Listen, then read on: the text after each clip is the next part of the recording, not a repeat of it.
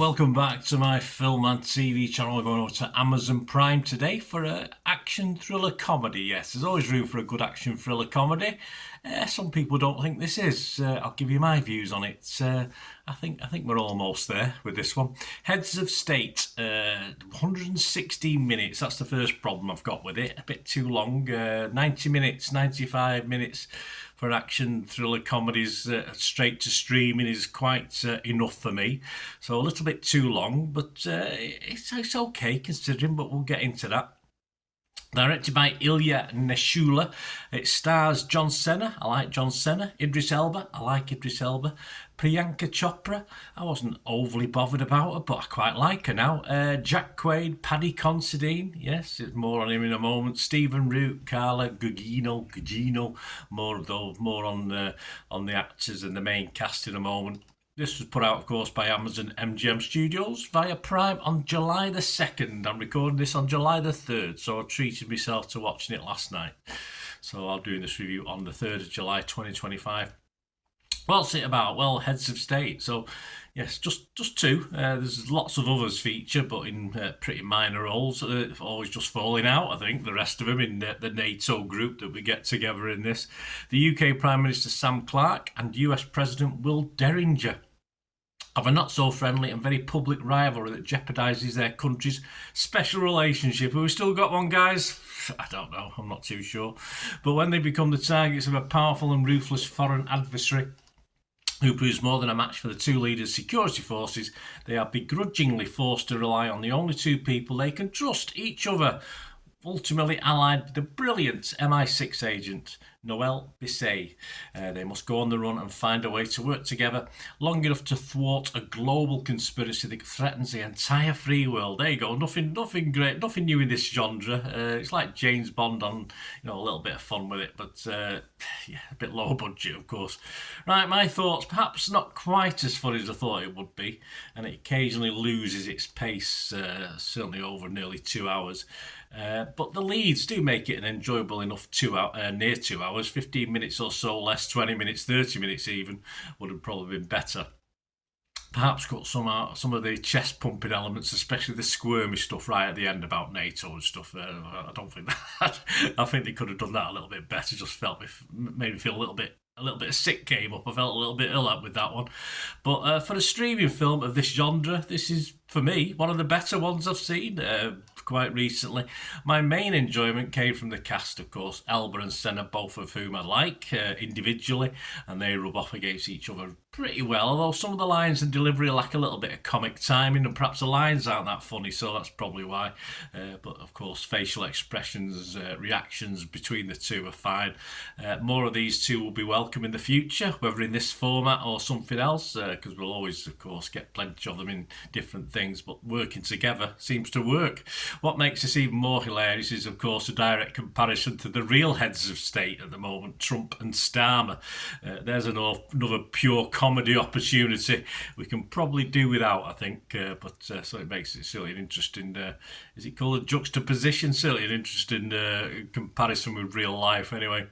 And also, I've got to mention my favourite in this, special mention, Priyanka Chopra. I thought we'd lost her quite early on in this, but she does a great job of being the real action hero in this. She didn't miss a beat in her acting or fighting. More of this lady in good roles, please. I think she's probably earned it with this. And as for the big baddie, a pretty good job done by Paddy Considine. And when I first saw him hit the screen, I thought, oh no, he's going to do a dodgy Russian accent of some sort, Eastern European accent. But thankfully, he didn't. But he sort of almost hit that bad guy stereotype in a good way perfectly well. But I say, thank God he didn't try that accent, and that probably would have ruined it. But he did a good job. Might have, perhaps lacked a little bit of gravitas for a baddie, but it was fine. I just have to look at some of the critics and what I think and what the critics are saying. Andrew Lawrence liked this. He's from The Guardian. He scored it 8 out of 100. He said, fun, fiery and totally frivolous. Yes, Heads of State is a perfect summer movie with great potential for future sequels. I'm all in on this one, Andrew. I agree with you. Brian Truitt from USA Today, not as gushing. He scored it 63 out of 100. He said, Heads of State is a bomb pop of a summer movie. It works as a fizzy, somewhat kid-friendly throwback to action-packed 80s partnerships, think Tango and Cash or Lethal Weapon, that doesn't take itself too seriously, and for a starry streaming action flick, thankfully it isn't a lame duck. Yeah, okay, it's not up there with the likes of Weapon or Tango, of course it's not, but as a streamer, straight to streaming, it ticks the fun boxes.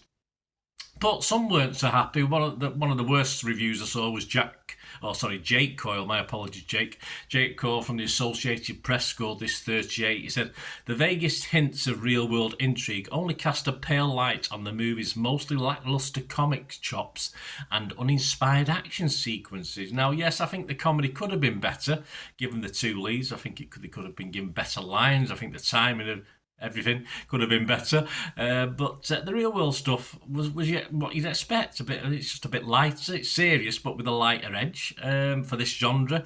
But I really enjoyed the action. I'm not a big action film fan, as you know. If a film's just pure action, the sort of latest Wick films, I get a bit bored with it. I like it at least to be believable, good action, and not so much of it. And then the action worked for me. I thought the action sequence was one of the best bits, especially with Chopra involved as well.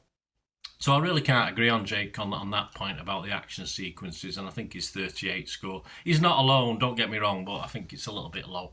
Just a roundup of the scores. Rotten Tomatoes, yeah, positive, 69% of the 42 critics, so there's 29 fresh, 13 rotten, so that's good. It's now 30 fresh and 13 rotten. Now I've looked at this. Metacritic, yeah, average is a little bit down, yeah, a bit disappointing. Only 56 out of 100. Only 15 critics though, but 7 were positive. 6 were mixed and 2 were negative. I mean, I can understand the mix depending on what you're expecting from this. I mean, if you expect, Elba and Senna, you think, oh, this is going to be really, really good. And then you might be a little bit disappointed because perhaps it isn't as good as you thought it could be. That's, as I say, mainly due to the sort of comedy sort of sequences. Didn't quite fulfill what we really wanted. But I thought 56 was a bit low. I mean, I'm positive on this. I have to be positive. So that's going to be 8 positive, 6 mixed, and 2 negatives as far as Metacritic. Rotten Tomatoes audience liked it, 4.1 out of 5. And Internet Movie Database, 2,300 scores and reviews as I'm doing this. And it's fairly positive. This will come out over the months and years that it'll stay on Internet Movie Database into when I've long gone probably.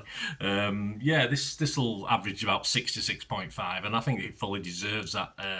It's light. It doesn't take itself seriously. It's a little too long. That's one big criticism. The comedy doesn't always work, but it's had Elba, Senna and Chopra. And more importantly, if you're a subscriber to Amazon Prime, it's absolutely free. So what's not to like? Certainly for me anyway. If it wasn't free, it's certainly worth £3 or £4 of an afternoon watch if you wanted to rent it. Something I don't know how much it costs to rent now. I don't do them sort of things, but it's certainly worth that for an afternoon watch. All right, it's not a go to the cinema, big budget, popcorn, and all the sort of things that go with it, but just as a bit of entertainment for you, even on a night, yes, even a Friday night or a Saturday night, it's just a bit of fun. And you can probably even check your phone at times as well while it's on, so even better if you can get on with your social life and watch the film. Nothing to whinge about, really, is there? There you go, guys. Thanks for watching. Hope you enjoyed that. Please let us know your scores on this. Let us know your thoughts on this and anything to do with film and TV. I'm always open to that. Press those buttons, smash those like buttons, subscribe buttons if you've not already done so. Over 29,000 subscribers now. My thanks to everyone out there.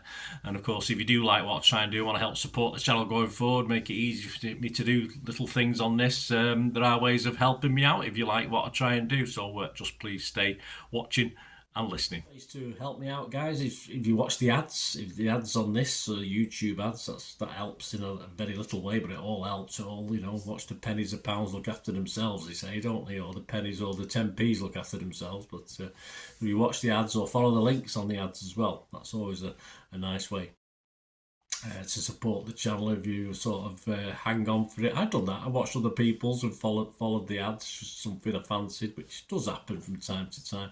Of course, you can support me by pushing that subscribe button as mentioned earlier, and that's of course pressing the button so you know when these vlogs are coming out. And of course, I'm always interested in your opinions, and of course you can give us a like that'd be wonderful as well. So thanks for watching, guys.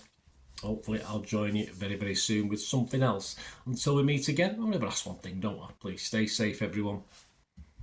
Bye for now.